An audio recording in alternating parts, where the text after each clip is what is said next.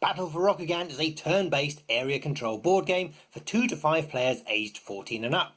It only has 5 rounds and promises a playtime of 1 hour plus. You take the role of the head or daimyo of a vast clan of samurai, making war on their neighbours in a feudal Asian-inspired setting infused with divine and supernatural elements. Your army fights with swords, sailing ships and spiritual magic, as well as a side order of diplomacy, assassination, lightning raids and bluffing. There are 7 factions to choose from, named after different creatures that all have a distinctive colour and symbol and fixed starting position on the board, as well as a clan-specific ability.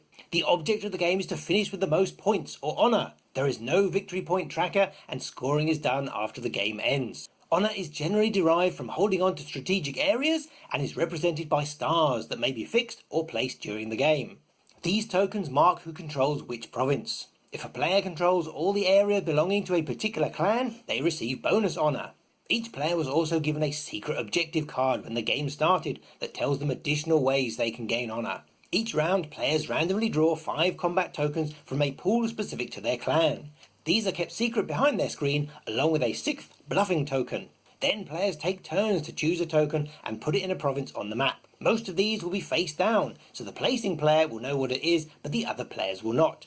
Position it on the border if you want to attack a neighbouring province, or in the centre if you want to defend a province you control. Once all but one of your tokens are placed, all the tokens on the map are revealed and resolved. Any token you placed illegally as a feint or a deception is removed, and any dedicated bluff tokens return behind your screen. There are several different types of combat action you can engage in, and they're resolved in a set order starting with raids, then diplomacy, and on to military and naval combat.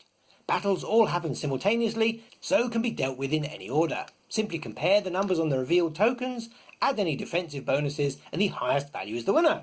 All the combat tokens used in the battle are then discarded.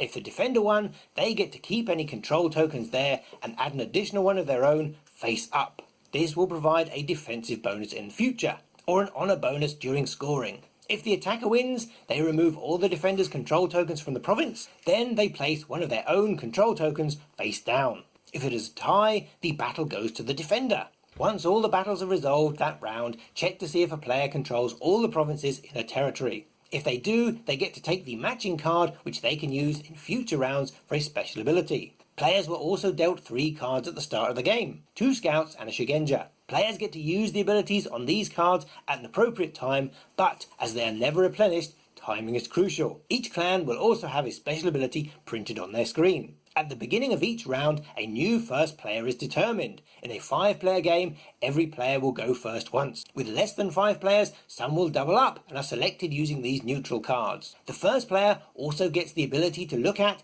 and discard a combat token at the start of their turn to offset having to place the combat token first.